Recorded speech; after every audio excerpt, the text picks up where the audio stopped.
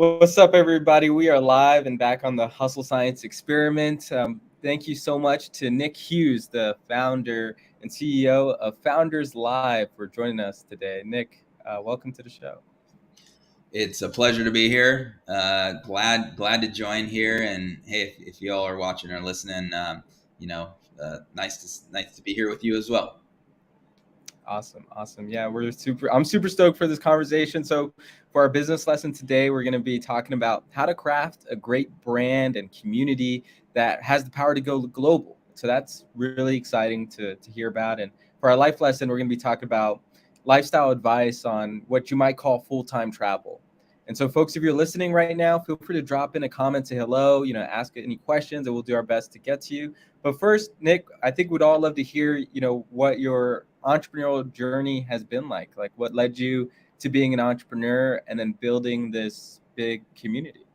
Absolutely. And, that could be its whole, 2-hour discussion. So Right. I'll Yep. keep it brief. But, if anyone does any research on me and kind of digs a little bit, they'll notice that, I actually, when I graduated from college and university, I studied physiology and biomechanics, and I worked with athletes, was a strength coach, was a trainer, and that's what I did for the first handful of years coming out of school.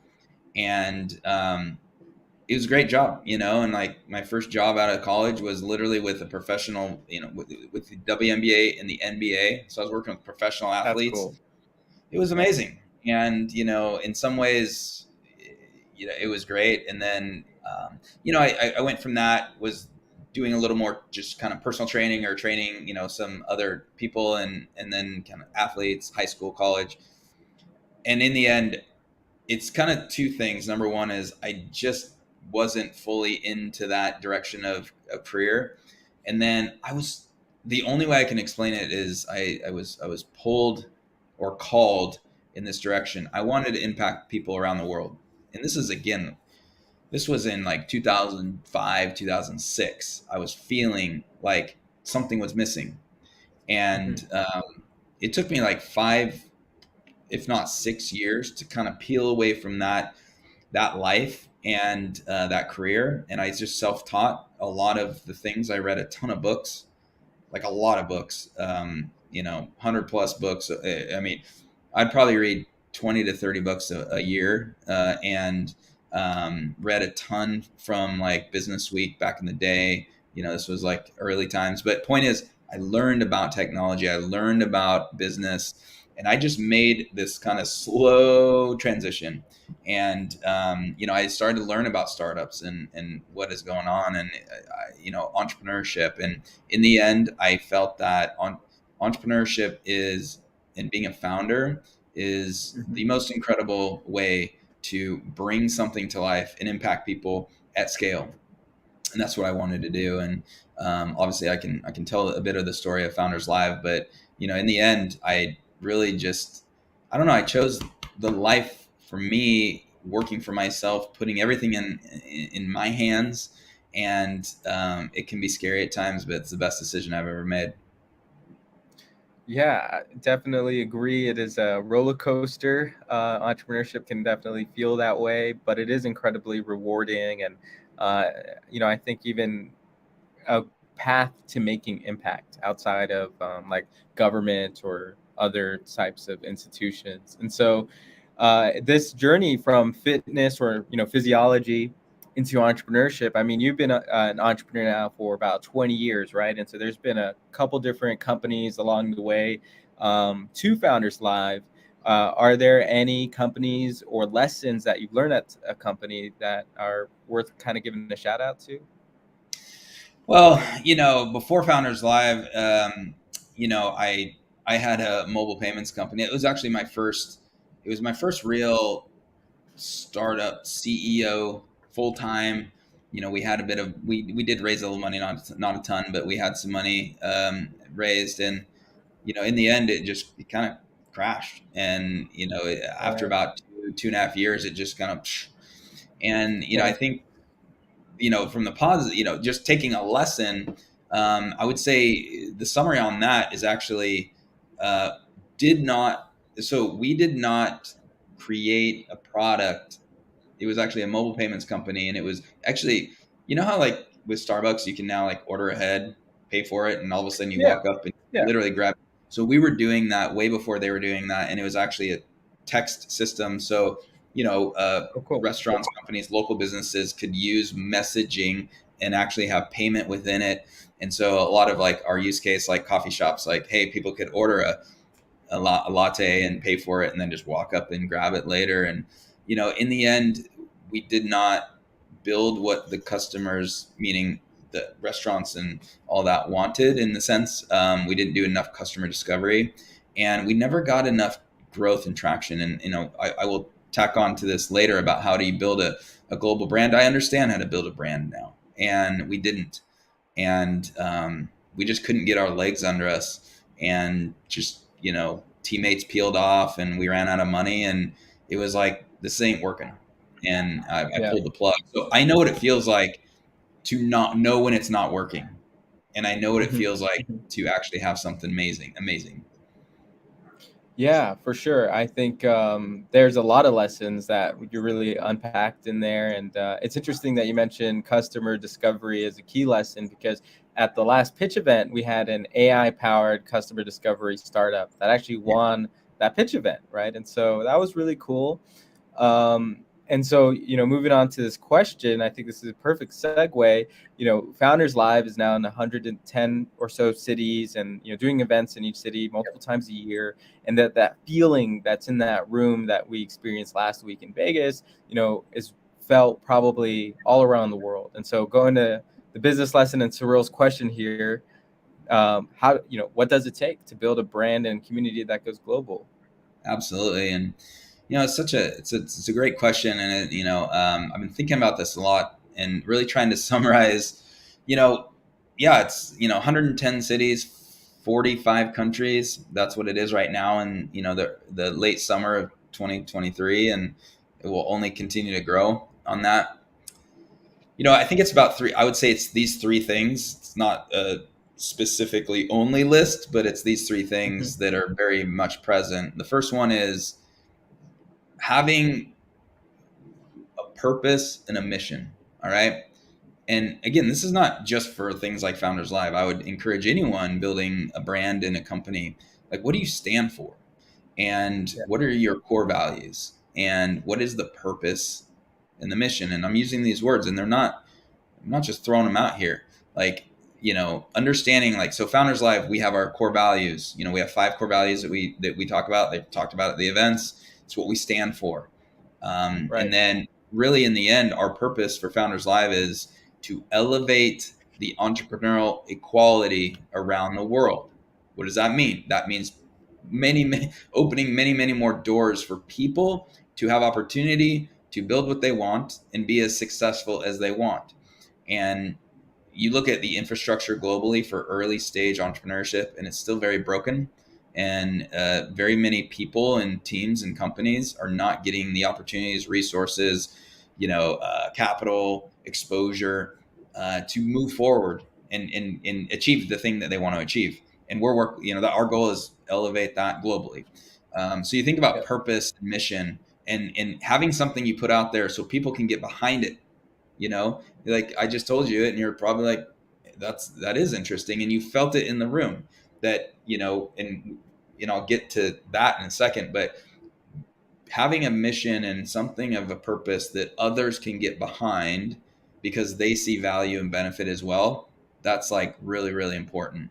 The second one I would say is around understanding, really, a format and scalability. So now I'm talking specifically around what Founders Live does, but format, or maybe even you can just think processes. Like, we have Right. a The format, delivery. right? The format works, and it works in Vegas, like you experienced. It works in Buenos Aires, Argentina. It works in Indonesia, and it works in Harare, Zimbabwe. And I've been to all of those places, which we'll probably Yeah. talk about here later. But Awesome. I've been to those cities and countries. I've been to a Founders Live events there, and the format that we have, which is basically 5 startups. Each founder of the startup pitches for 99 seconds. There's 4 minutes of questions from the audience. After that, we cycle through the 5 in that fashion. And at the end, the crowd is the one that votes and determines the winner. And that's like, that's the show. But then the show is kind of smacked in the middle of like fun networking, music, food and drinks. People are feeling inspired. They're like, this is awesome. You know, it's in a great environment. And so our format is key, and it's repeated all over, you know, all the cities. People follow it. And then scalability is we bring on city leaders that are our ambassadors. They're our leaders around the world. And we have an entire process to help them understand all of this. We have a playbook. The way that we bring them on, the way that we actually have people like apply, we do interviews, and then the scalability of it, and having this being able to be repeated by people that are not me, all around the world. And, you know, so putting in those processes. So I think this number 2 is really around, you know, how it is delivered and how do you repeat that? Okay. Right. Being detailed, paying attention to details, and having intention of why. So that's number 2. And the third one is really around community, and, you know, people are attracted to these things and they want to be a part of a community. And so providing an infrastructure for them to be a part of the community and stay locked in. I use that word meaning just stay connected. You know, they can depend on our events. Our events are frequent throughout the year in these cities. And so they want to come back. They want to bring their friends, but they're attracted to like-minded people within a community that it's kind of the glue, right? And, our, Founders Live is an ecosystem and actually a brand. We have this community, and we do it interestingly and physical. Like, you were in there, like that's a community coming together, and there are ways digitally for our community to interact too, but ours is mostly like, people are in a room, they're seeing each other, they're actually like meeting people, and the community is based, city level, but it kind of flows up to country and global as the Founders Live community. So I think when you have those 3 things around having a purpose and a mission that people can buy into and want to be a part of. Secondly is, how do you structure it, have formats, and have processes and scalability. And the third one is community. People want to feel a part of it, and how do they stay connected and then invite more people. That's how you build a brand.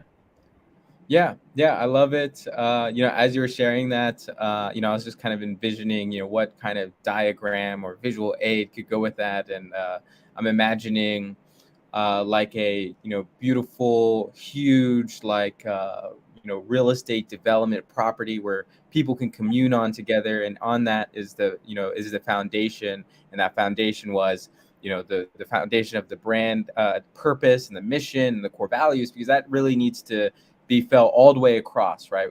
Really, I think you kind of hinted at, some people give lip service to that. And it really, when you have a strong brand, vision, mission, core values, you're going to use that as your decision-making framework for everything you do. Everything. And then operations, making sure that the land works, people can get water, it's reliable, the food is there, and it's scalable. And then the community, right? Just bringing people in. And so you got it. Yeah, I love those lessons, and I love what you've done with Founders Live, and this is also a business model too, right? And so I think anybody watching that has a business can really apply that. Think about how these lessons apply to whatever it is they're doing.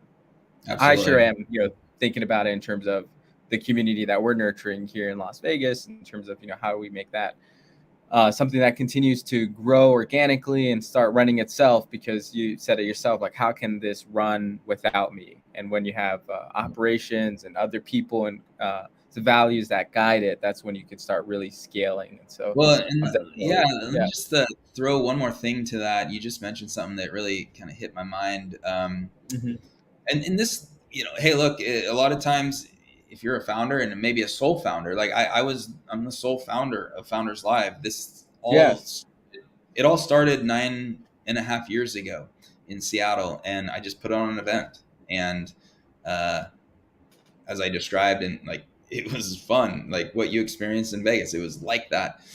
And so I just kept repeating that over and over every month going forward. And uh, shortly there, I found myself creating and building this thing. And we were only in Seattle, and I was kind of the only one doing it. And I think for any founders that are working on something, there's a point, and especially if you're alone or the only one, there's a point where, first of all, if something is working and you're like, oh wow, like I'm getting pulled this direction, and it's like there's something here. At some point, Yeah. you're going to need to, bring on a team. You're going to need to get it all, off only your shoulders. And that was a very significant thing for me, from not only like kind of bringing in our team, but then I literally had to be like, how does this, it was happening in Seattle. How does this happen in Portland, which was our second city? Right. So we had to solve all that. I had to solve all that initially. So, really going from one to many is around finding those processes, finding, again, like, how do you attract a team? You have to have a vision that people can get behind, or it's like they're like, whatever. So, attracting people, you got to create that vision, then you create these processes, and then you put it in place. And so going from one person in one city to many was a tremendous experience, but definitely it takes some time, but you can do it. Yeah, dude, I love that. I've got a question for you on that, and just personal curiosity now. You're probably familiar with all these different personality tests, and I've taken my fair share, and so I identify as a campaigner, and I kind of I was student body president at my university. Was really involved in politics, so yeah, I could totally see that. I love campaigning. Would you consider yourself a campaigner, or do you have a different like personality archetype? This, I don't exactly know exactly what you're describing, so I couldn't say that I'm a campaigner in the sense. But what I have done with some of these personality tests is, look, there's many different ones. I actually really like the Strengths Finder, and on those, I'm an activator. I am I forget what in terms of leader, like I'm a leader. I am, one of them is woo, which means win others over. And so that you're really compelling. Maybe that's another way to say it. There was a few more, I forget. I'm empathetic as well. Like I feel energy. I feel people, for better, for worse, man. When someone's not having a good day, you can feel it. And, so I think that those are those. And, I'm quite extroverted, but I have introverted ways to recover and kind of, I value time by myself. But man, if you're going to get in front of 100 or 500 people, you got to be somewhat of an extrovert to enjoy that.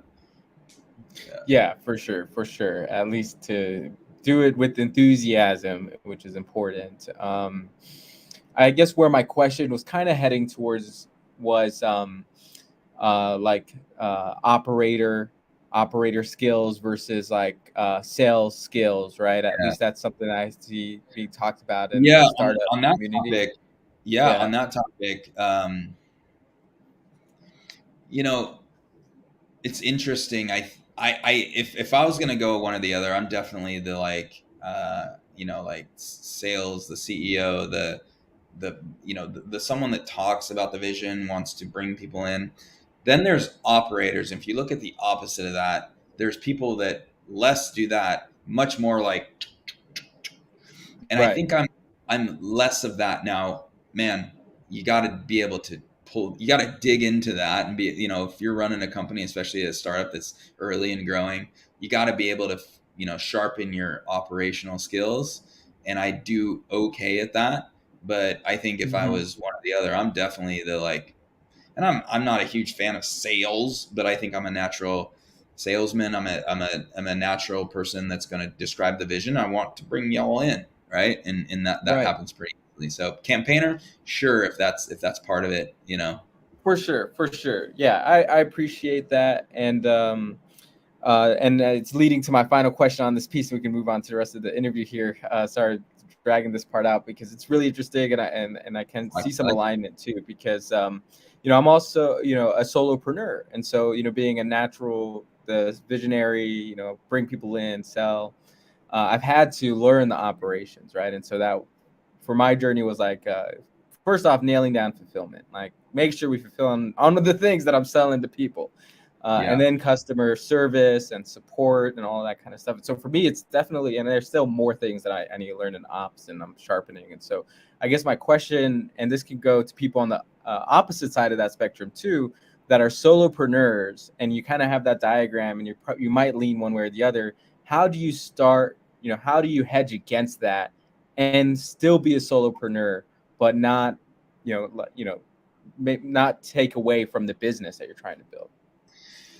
Yeah, I mean, obviously, we're going to be strong in some areas and not strong in others. And first of all, I would say, man, Googling or, literally just typing, if you just ask the question, you're going to find most things now. So Yeah, yeah, self research, and there's a lot of things you're going to get a fairly quick answer, or at least lead you down the process of like, could be some things you read, or just I guess what I'm saying is there's ways to like teach yourself enough to like get it done. Okay. yeah, yeah, Second one is, this is where it's important to actually start surrounding yourself with other people. And if you can't hire full time, you got to find like advisors that maybe can uh, come alongside you. So think about it as an advisory board. In some ways, you get 3 or 4 people that have different types of expertise and skill set that are at least going to take some, one meeting a month that you can just kind of throw some questions on, and they're going to guide you in this way. So get creative on how you surround yourself with people that can help you in the areas that you're not strong in. That'll go a long way. And then obviously at some point, you want to hire a team to take over those areas of the company. And yeah, hopefully that's sooner than later. But yeah, I think like self-taught and, just finding advisors that and people that can help you, and you're going to compensate them in some way, or hopefully, or somehow, shape, or form. But like an advisory role, just say like, hey, if I can meet once a month with you, if you could answer these 3 or 4 questions every month for me, that would be awesome. I mean, that goes a long way. yeah, yeah, for sure. I love that. Yeah, thank you so much for all the advice there on the business Yeah. lesson. Hoping folks that are watching, you're getting some value on it. So, please feel free to drop in a hello, or ask any questions that are burning. I see you, Miss Edmund Drew, tuning in. So I hope you're enjoying the conversation that we're having. All right, so moment of gratitude. What are you feeling grateful for today? Well, I'm just, I wake up every day now, basically saying that to myself and thinking that I'm grateful. I'm grateful for the opportunity to be in this position and to lead, to lead more than 100 people of our city leaders around the world, to impact founders around the world, and to literally be the CEO and the founder of this brand. It's a huge blessing, and I'm just grateful for that. And there is a long, long road and a big field to go play in for the future. But just grateful to be in this position. Yeah, yeah, I love that. Well, thank you so much for sharing. Um, for our life lesson, this will be an exciting topic for people that are interested in building a lifestyle where they get to travel more. And so the floor is yours for the life lesson. What are we talking about today? Well, yeah, this is great. And actually, how we met last week, I was down in Las Vegas and came down for a Founders Live event and traveled down there. And so, actually, it was the start of 2019. There's some things happened in my life, but it just kind of became more aware to me as Founders Live was sizable enough. I just said, you know what? I've built this thing and it's great, but I want to go there. Right. And so I was able to, I just started to wrap my mind around how would I go visit our Founders Life cities. And really what came together was like an approach. So in 2019, I did a world tour pretty much the entire year. And I like put my stuff in storage Oh and just man, stayed. that's Yeah. cool. Oh yeah. And stayed, I did a 2019. 2019, so the year before the Okay. pandemic. Like I literally Yeah. went on the road the Yeah. entire year, and a month in each city. and just stayed in Airbnbs. And then, these are Founders Life cities, and, meeting our teams. An event was, a big event happened, and I'm talking and meeting with the entrepreneurs and the founders, and I'm just living and I'm Mhm. working. And from there on out, obviously we had the pandemic, but even in those years of the pandemic, I actually did a little bit of US travel like this, would like go out and like a month in each of these cities or a couple weeks. And, and then last year I did 2.5 months over in Southeast Asia, in Indonesia and Singapore and Malaysia. And again, a week in each city and traveling to Founders Life cities. And this Nice. year I was 5 months in Latin America. So through the South American continent, I spent 2 weeks in each city, and I was like in 10 cities. And next year I've already got a Europe planned, same amount of time, about 5 months on the road. And it is an absolutely amazing experience. I know that it's a bit unique from a Founders Life standpoint, but I think anyone can kind of grab a hold of a vision and a reality of, hey, what would it look like if I wanted to go to all these cities? And by the way, one direction, one way flights are actually pretty affordable, and you can just map out a tour.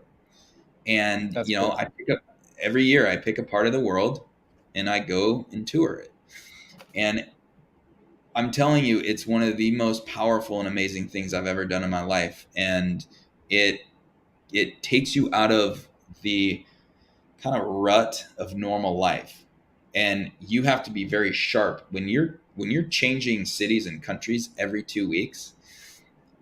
You have to be on top of your game, and it's language barriers, different Right. currency. You're literally coming into a new city every 2 weeks, and you're like, whoa, like, where am I? Of course, Google Maps and all that. And but it it is it has transformed the way that I live life, and also how I attack life.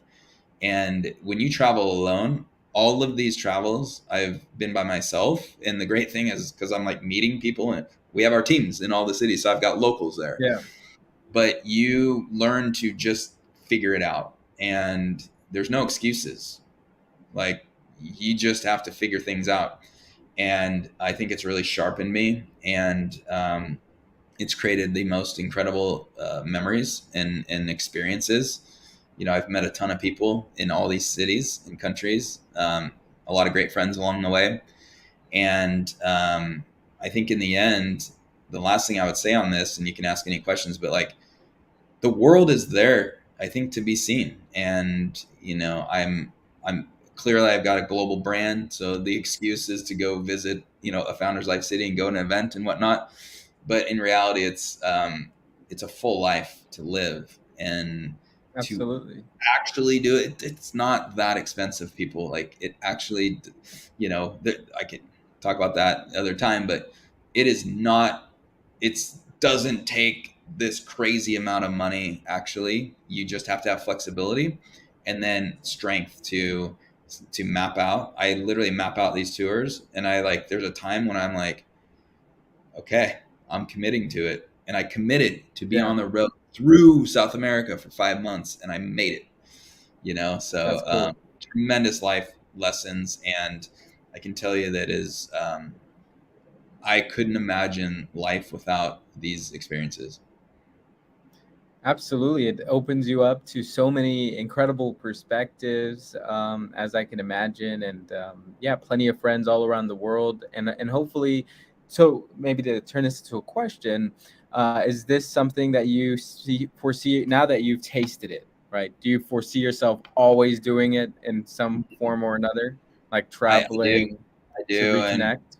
yeah, I mean, look, Founders Live is going to be in my life for a long time, but probably after I'm gone, I can just see it. And I don't know if I'm going to be 6 months or a year on the road forever. Yeah. But there's a window of time right now that is not necessary. It's requiring me. It's calling me to go to these places in the world and meet people. And so I'm just doing it, right.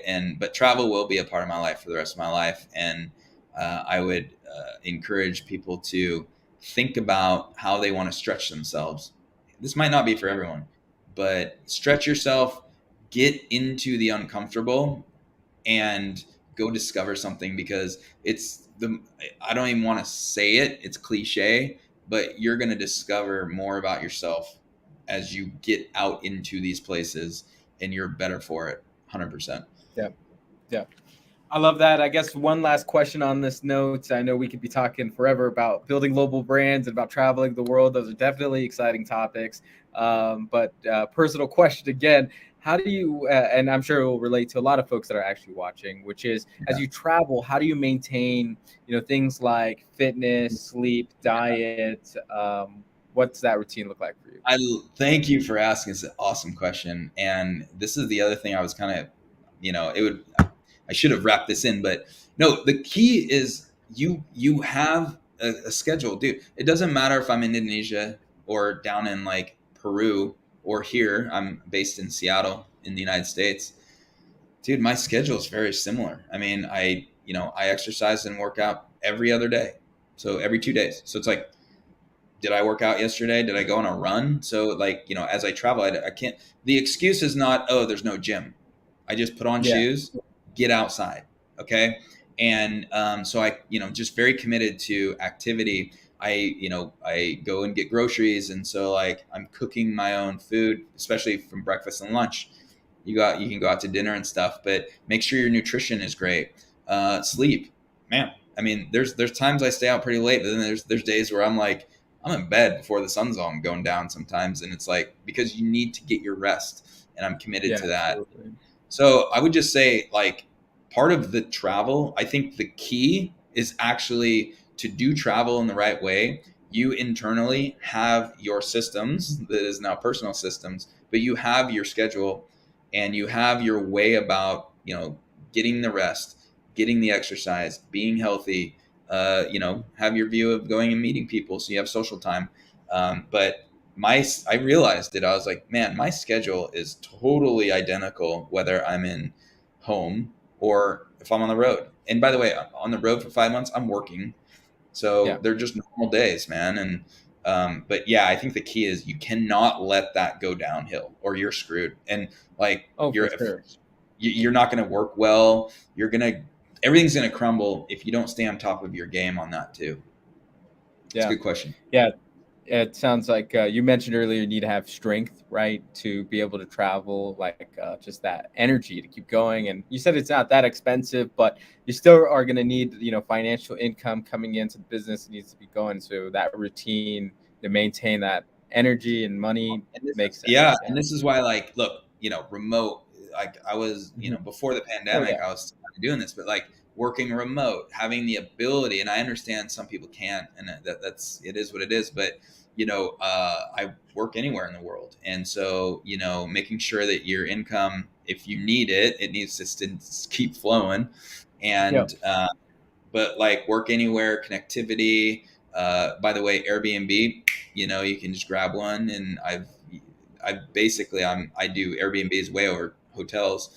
So, Uber is in most countries in the world. You'd be amazed. Or they have something equivalent, but you can now like get something and it's on, boom, it's going to show up in 2 minutes. It's really amazing what's out there and how to do it. That's incredible. Nick, thank you so much for the lessons today. Really appreciated it. How can folks get in touch with you and connect to the Founders Live community? Yeah. Hey, just founderslive.com. Check that out. There's we have memberships, we have things you can join in, and some of them are free and some of them are paid. So check it out. If you just search Founders Live your city, I mean, we're obviously not in every city, but you're going to start seeing stuff pop up. So check it out if they're, and on our event, on our website, there's events in cities, and you'll see basically like what's up and coming. And then you can, if you want to reach out to me and connect with me, LinkedIn's probably the best place. And obviously founderslive.com, you can find me too, but LinkedIn, and love to chat. Hey, Nick, thank you so much. Really appreciate it. Thank you.